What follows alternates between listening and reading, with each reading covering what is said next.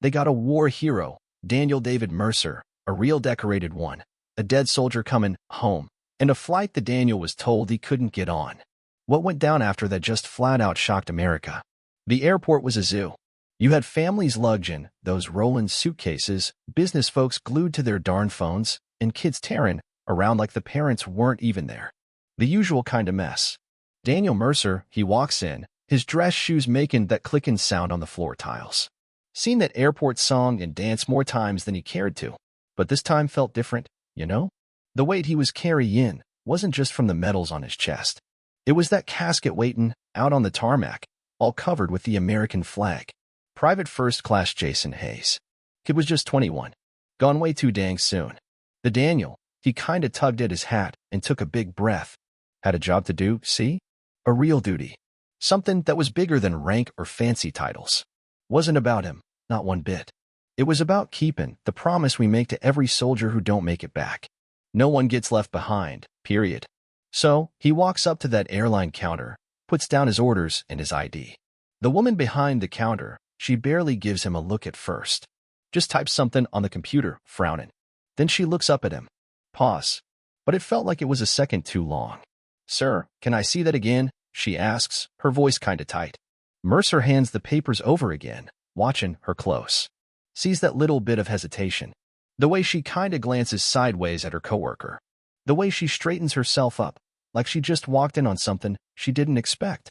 She turns and whispers something to another agent. He looks over, face all blank. That moment stretches out, heavy with something Mercer had seen before but never got used to. When she comes back, she's got this stiff smile on her face. You could tell she was forcing it. I'm sorry, sir, but it looks like there's a problem with your ticket. We can't let you board right now. Mercer just lets out a slow breath. He'd seen it all, you know? Combat, talking to foreign leaders, dealing with all kinds of political BS. But this was different. I'm escorting the remains of a fallen soldier, he says, real even, tapping the papers. Everything's in order. The agent, she won't look him in the eye. I understand, sir, but there's a security thing in place and we can't go against it. Mercer keeps his voice calm. Security thing?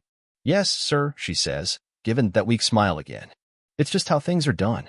He just stands there. Doesn't even blink. How things are done? Huh? What things? The line behind him's getting long. People moving around, grumbling. He can feel their eyes on him. But instead of stepping aside, he stands up straight. He ain't leaving without getting a straight answer. But the airline folks weren't budging either. The air around the counter felt heavy now. People in line behind him had started to quiet down, talking notice. A guy in a military uniform getting told he can't get on his flight ain't something you see every day. Daniel Mercer stays cool, his voice steady. Ma'am, I need you to tell me what the issue is. This is a military thing, not just some trip I'm talking. My papers are good. The agent, she hesitates again. Her eyes kinda dart around, looking at the other airline people huddled near the back, all whispering. Then the supervisor, a fella maybe in his mid-50s, looking kinda tired, steps up. He straightens his name tag, then folds his arms and looks over at Mercer. Sir, I'm real sorry for the trouble, he starts, his voice all smooth, the way folks talk when they want you to just shut up and quit asking questions. But we got certain rules in place, and, well, we can't go against 'em right now. There's that dang word again. Rules. Mercer just takes a slow breath through his nose. He'd seen this before, just in a different place. I've flown with military escorts before, he says, keeping the frustration down, like he's been doing for years. I know the way things work, and I know there ain't no rule keeping me from getting on that plane. So let's be straight. What's the real reason you're stopping me? The supervisor clears his throat and shifts around on his feet. It's just an extra security thing. Nothing personal, sir. Nothing personal. That was a joke. Mercer tightens his jaw, but he don't let himself get too mad. Been in too many rooms where folks hide behind BS like this. They were testing him, waiting for him to lose it so they could call security. He wasn't gonna give him that. The people in line were watching now. A woman in a red jacket whispers something to her husband. A young guy holding his ticket looks confused, glancing at the airline folks like he's trying to figure out what's going on. Then some guy's voice cuts through the air. Sir, you got a problem with his military pass? Mercer turns his head a little. It was a fella a few folks behind him. Older, maybe in his mid-60s, with a face that had seen some weather and a USMC hat pulled down low over his eyes. A Marine. A vet. The supervisor looked all uncomfortable. "No, sir, it ain't about the pass. We just gotta follow the usual stuff." The Marine just lets out a sharp breath. "Yeah? I've been through security 1,000 times. And I ain't never seen the usual stuff stop a soldier from bringing one of our own home." He folds his arms. "So what is it, really?" More grumbling goes through the line. People start pulling out their phones, recording. You could feel the air changing. The folks behind the counter could feel it too. The agent who said Mercer couldn't board, she kinda looks over at the supervisor, looking unsure now. The supervisor sighs, rubbing his hand over his head. He looks at Mercer again, looking like he's finally getting it. "Let me go check something," he mumbles, then walks off. The agent at the counter keeps looking down, suddenly real interested in her computer. Mercer don't move. He stands tall, shoulders straight, staring right ahead. He wasn't going anywhere. And neither was this mess. The grumbling in the terminal wasn't just noise anymore. It was focused, stirred up. The folks in line weren't just waiting. They were watching, recording. That Marine who spoke up wasn't the only one looking ticked off. A woman in a denim jacket, holding her purse tight, shakes her head and leans over to her husband. "This ain't right," she says quietly. "He's wearing the uniform." A younger guy in a hoodie pulls out his phone and starts typing something out real fast. Folks were paying attention, and that's a real bad sign for the airline. Mercer keeps his face blank, but inside, he's noticing everything. The supervisor still ain't back, which means one of two things. He's either trying to find a dumb excuse, or he's waiting for this to just blow over. Neither one was going to happen. Then some girl's voice comes from behind him. "Excuse me, sir?" Mercer turns his head a bit. A young woman, maybe 25, standing there with her phone, looking unsure but kinda determined. I don't mean to bother you, but I just want to make sure I get this straight. They're not letting you get on that plane, right?" She didn't yell it out, but the way she said it, real careful, made everyone around pay even more attention. Mercer takes a breath, looking over at the agent behind the counter. "That's right." The young woman blinks, like she thought she was going to hear something else. She hesitates for a second, then nods, and turns her phone screen toward him. "I'm live right now," she says. "People need to see this." And just like that, everything changed. Another guy holds up his phone. "This is messed up," he says, shaking his head. "This man is literally escorting a dead soldier." A woman further back raises her voice. "Hey, excuse me? Can someone explain why he's being told he can't fly?" Some folks shift around, looking like they don't know if they should get mixed up in this. But the feel of the room was different now. What started as quiet talking had turned into something bigger, something the airline people couldn't just ignore. The agent behind the counter looked like she wanted to just disappear. Her hands are stuck over the keyboard, and her eyes are darting around at all the phone cameras pointing at her. Then that Marine from before steps forward. He was done playing nice. "I've seen a lot in my life," he says, his voice steady but strong. "But I never thought I'd see the day when an American soldier, especially one bringing home a brother who died for this country, was treated like this." The terminal goes all quiet. Even the usual announcements coming over the speakers sounded far away. The only sound was the recording beeps from all the phones catching every second of what was happening. The Marine stands up straight. "This is a dang disgrace." The agent swallows hard. Her fingers shake as she clicks at her keyboard again. The supervisor's still nowhere to be found. People are whispering. A baby cries in its stroller. But the mom, instead of trying to calm the kid, is staring at her phone, reading something with a look of disgust on her face. Then, somewhere in the back of the line, some guy mutters, "It's already going viral." Mercer, he just stands there. Don't need to do nothing. The whole world's watching now. You could cut the tension in that terminal with a knife. The supervisor's still gone, the airline folks stuck in this real awkward silence. Phones are all out, folks recording, tweeting, putting it online. Then, like lightning strikes something dry, it just explodes. That young guy in the hoodie, still looking at his phone, lets out a low whistle. Dang, this is everywhere now. Mercer don't show nothing. He knows better than to get happy too soon. But the way the agent behind the counter just stiffens up, he knows she gets it, too. The woman in the denim jacket looks at her phone and gasps. "Oh my gosh," she whispers to her husband. "It's already on Facebook." The older Marine grunts and pulls out his own phone. They got no idea what kind of mess they just started. Then, like they planned it, the airport speakers crackled to life. Attention passengers. Flight 237 to Phoenix will be delayed due to unforeseen circumstances. We apologize for any trouble. Some folks groan, but most of them ain't even listening. They're focused right here, on the soldier in uniform getting told he can't fly while doing his duty. A minute later, a young woman near the windows gasps. He's on Twitter. She turns her screen toward the crowd, and folks lean in to see. A tweet written in big, bold letters. They just denied a U.S. Army colonel his flight while escorting a fallen soldier's remains. Is this how we treat our heroes? Hashtag let him fly. Underneath, the numbers were just flying up. Retweets, comments, likes. It was blowing up. Then another tweet pops up. This one from a group that helps vets. We know about the shameful thing happening at airport name.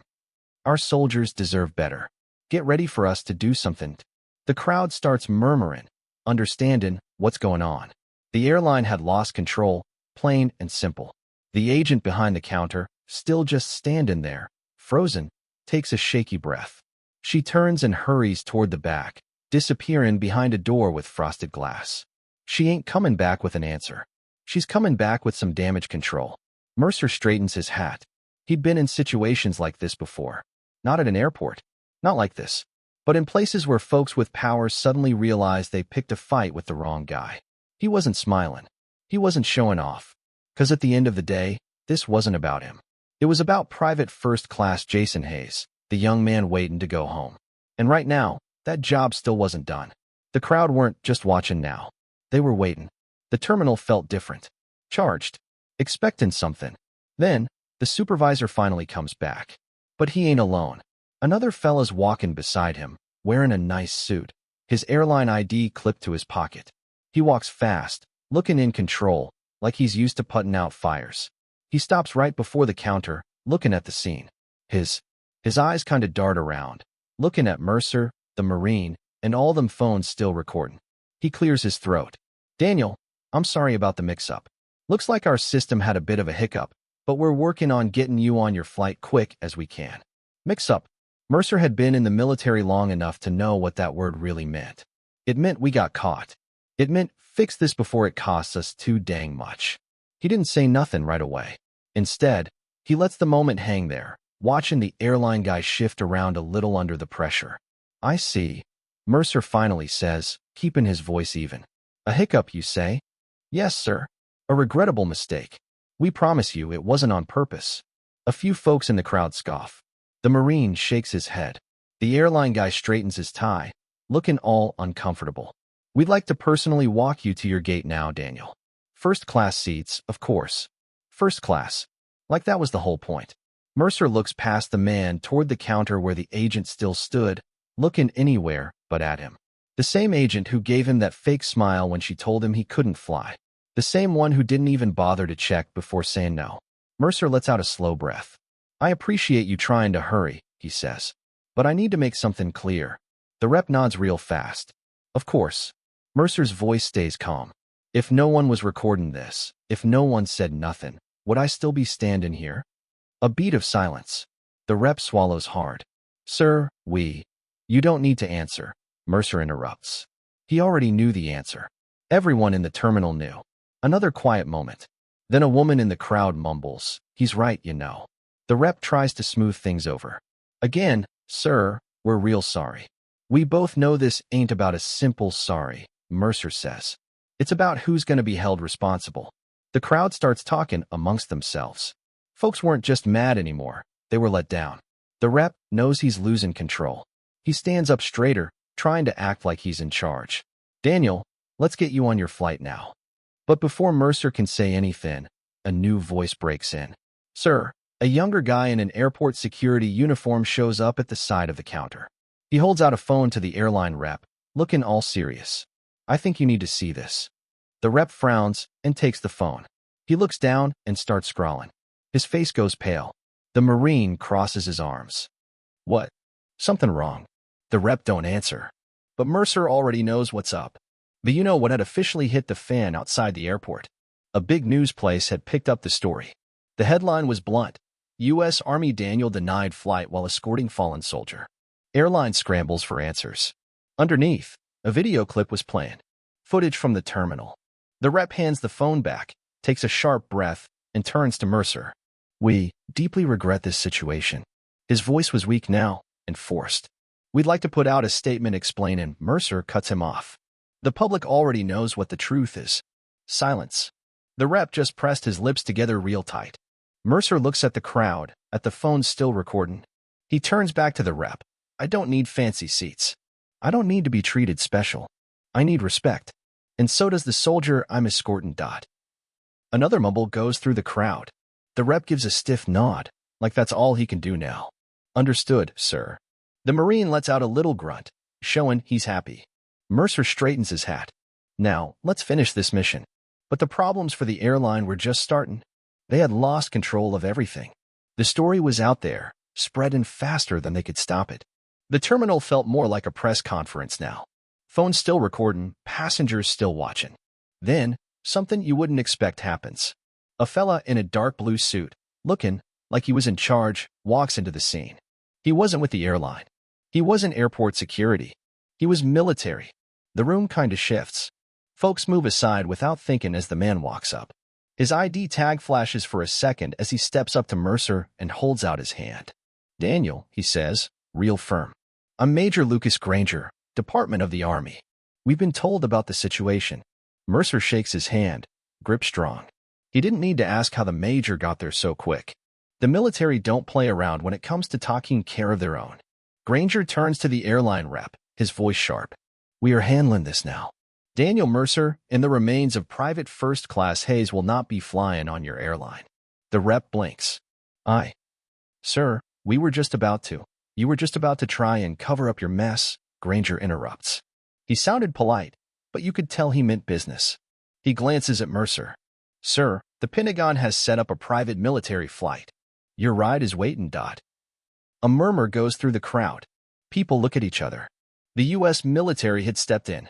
Mercer lets out a breath. Not cause he was relieved. He didn't need to be saved. But cause the mission was back on track, he gives a little nod. "Understood, Major." Granger looks at the airline rep one last time. "This will be dealt with." It wasn't a threat. It was a promise. Mercer turns back to the Marine, who had been watching the whole thing, looking pleased. "I appreciate you, brother," Mercer says. The Marine tips his head. "We look out for our own." Mercer looks at the room one last time. At the folks who spoke up, who didn't let this slide, who made sure the story was heard. He straightens his uniform, squares his shoulders, and walks out. Not toward the gate, but toward something bigger. But for the airline, the trouble was just getting started. The airline probably thought it would all just go away. A few sorries. A press release. Maybe a word from their CEO. Damage control. But the public weren't gonna let it go that easy. News places picked it up. Vets groups put out messages saying how bad the airline was. Politicians gave their 2 cents, saying who was responsible. Then came the hit to their wallets. By the end of the week, the airline stocks had tanked. People online started yelling for a boycott, and it caught on fast. Customers filled up their social media saying they wanted answers. And then, the big one. They got sued. A bunch of groups that help out the military filed a complaint against the airline for treating folks unfairly and not protecting those who serve. With all that pressure, the airline's big boss finally showed up. He called it a regrettable misunderstanding and said the people who were involved had been told to take some time off. Too little, too darn late. All the time, Daniel Mercer was still doing his job. He got Private First Class Jason Hayes home, standing there while the young soldier's family got to say goodbye one last time. He didn't need his name in the papers. He didn't need folks looking at him. He needed respect. And that was what he was really fighting for. Respect shouldn't depend on the situation. It shouldn't take a video going viral or people getting all riled up. It should just be how things are done. The folks at that airport, the Marine, the people who said something, the ones who wouldn't stay quiet, they showed us something important. When folks stick together, injustice has nowhere to hide.